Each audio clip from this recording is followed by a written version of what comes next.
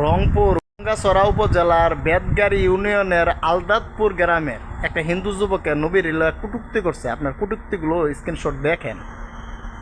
নবীরে কি করছে, হেতে একজন মানে এআই দিয়ে সেটা বানাইছে, হনুমানের মতন বানায় সেটা এটা দেয়াইছে নবী করিম সাল্লাল্লাহু আলাইহি ওয়াসাল্লাম কটূক্তি করছে। আরেকটা স্ক্রিনশট দেখাইতেছি, আপনারা দেখেন। একটা মহিলার সাথে কটূক্তি করছে। আর স্ক্রিনশটগুলো আমি ফেসবুকতে সংগ্রহ করতে পারি নাই, ভিডিও থেকে স্ক্রিনশট নিচ্ছি, এটা কিলার না। সে বলতেছে নবী করিম সাল্লাল্লাহু আলাইহি ওয়াসাল্লাম আসলো মানে মেয়েলুবি, মেয়েদের দুধ খাইতো, নাউজুবিল্লাহ আস্তাগফিরুল্লাহ রাব্বি মিন কুল্লি যামবি ওয়া আতুবু ইলাইহি, এরকম কথা কইছে। এবং নবীজি সাল্লাল্লাহু আলাইহি ওয়াসাল্লাম আসলো মাগির দালাল, নাউজুবিল্লাহ। এরকম কথা বলার পরে মানুষে আন্দোলন করছে। আন্দোলন করার ফলাফল কী হয়েছে? ফলাফল হইল মুসলিমরা আন্দোলন করছে দিকে মুসলিমেরা আটক করছে সেনাবাহিনী। এলো বাংলাদেশ। এই ভিডিওটা দেখেন, 3 সেকেন্ডের ভিডিও, ঠিক আছে? মানে ছেলেটারে মানে সুন্দরভাবে রাখলাম যাইতেছে। আবার দেখেন, বালার টিকে দেখেন। এই ছেলে আবার কিন্তু করতে পারতেছে না। তারা কিন্তু মানে নির্যাতন এমনভাবে করছে, তারা নিয়ে আসে এরা নির্যাতন করার পরে হাঁটতে পারতেছে না। দেখেন আপনারা, মনোযোগ দিয়ে বালাটিকে দেখেন।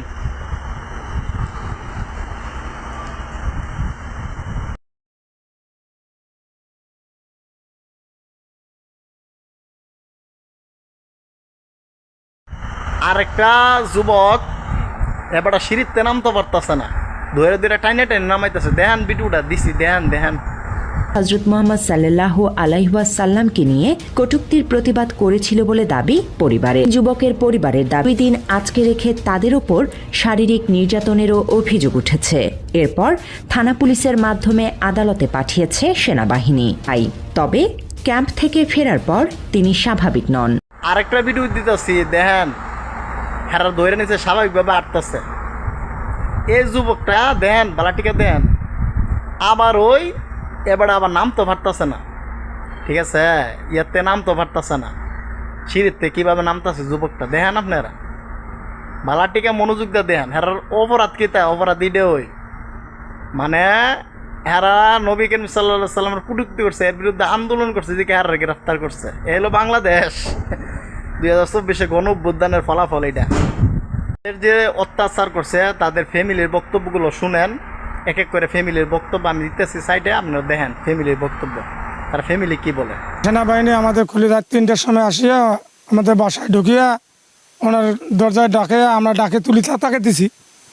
তুলি দিবার পরে ওরা নিয়ে চলে গেছে। উঠার পরে দেখি সে সুস্থ মানুষ, সে হাঁটতে পারে না। নির্যাতন অবশ্যই করছে। আমার বাসা থেকে নিয়ে গেছে উনি সেনাবাহিনী। 2 দিন আমরা খোঁজ পাইনি। আমার ছেলেকে কি যে নির্যাতন করছে ওরা, আমরা করতে পারছি না। করে তোলার অবস্থা দেখি আমার বাবাকে চোখ বান্ধি, হাত বান্ধি, পাং বান্ধি একটা ডাং মার করি এনে আমার বাবা ডাকাইলাম। আছেন বাবা, তুই কোথায়? কছে বাবা আমি নাই বাবা, আমার আশা বাদ বাবা, আমাকে যদি গুলি করি মারি ফেলাইল বাবা, তাহলে আমি একবারে নিষ্পত্তি হইলে ভাই, বাবা আমাকে বাঁচাও। সেনাবাহিনী নিয়ে যে আগে আরএফএলের এখানে নারিশের এখানে নাকি মারধর করছে, মানে মাথায় চোখ বেঁধে, মাথা মুখ বেঁধে, তারপরে হাত বেঁধে মারামারি করছে, অনেক মারামারি করছে। করার পরে গঙ্গাচড়া থানায় নিয়ে গেছে, নিয়ে যাওয়ার পর ওখানে দিছে, ওরা নাকি নেয়নি। আমাদের বাড়ির থেকে প্রায় 25-30 কিলোমিটার দূরে নবীজিকে কটূক্তি করা নিয়ে একটা মিছিল হয়।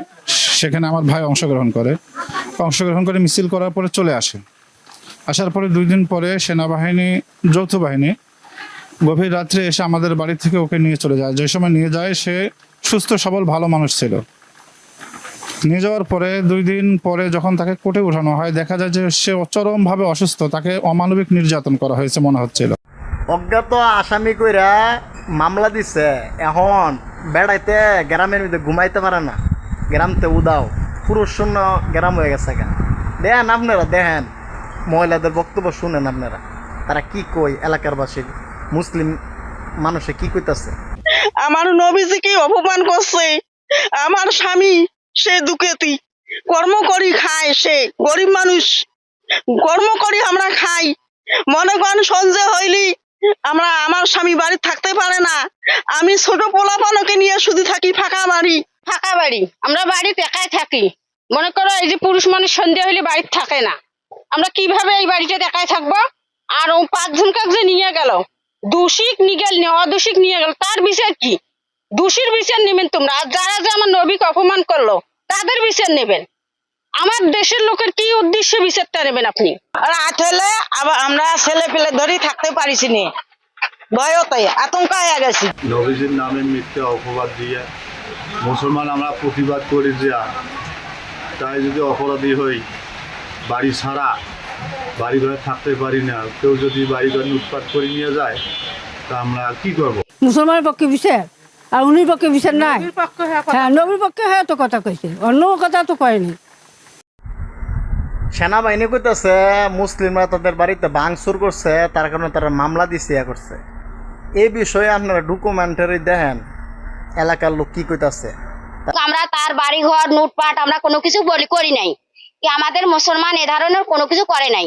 তারপর ওরা নিজে ভাঙচুর করার পরেও আমাদের মুসলমানের গায়ে ওরা দোষ দিয়ে আমাদের মুসলমানকে ওরা মিথ্যে মামলায় স্কুল ছাত্রকে নিয়ে যায় ওরা অনেক কিছু শাস্তি দিতেছে।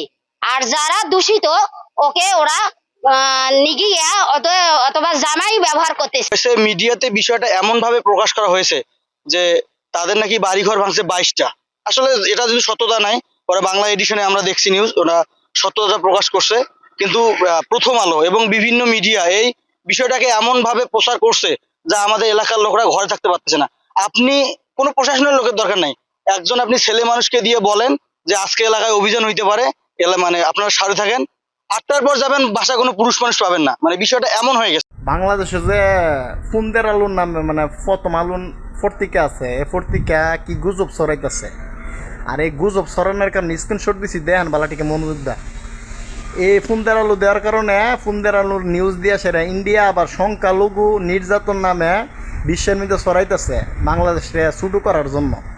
ঠিক আছে, ফুন্দের আলু বন্ধ করতে পারছে না, হাই রে ইনু সরকার। এরপরে ফুন্দের আলু মানে যে গুজব ছড়াইছে এই বিষয়ে এলাকাবাসী কি এটাও একটু শুনেন আপনারা। এই ঘটনাটা যেটা হয়েছি, প্রথম আলো যে পত্রিকাটা আছে এটা খুব বাড়াবাড়ি করছে, অনেক কিছু লাগছে, বেশি ভুয়া তথ্য ছড়াইছি।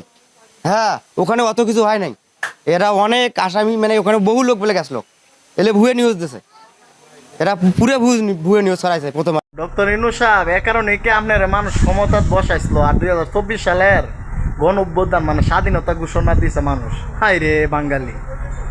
আর আপনি সেনাবাহিনী ডরাইতেছেন ওয়াকাররে, সেনাবাহিনীরা কু করবো, ওয়াকাররে কোনো একটা কু করে দেয় তো।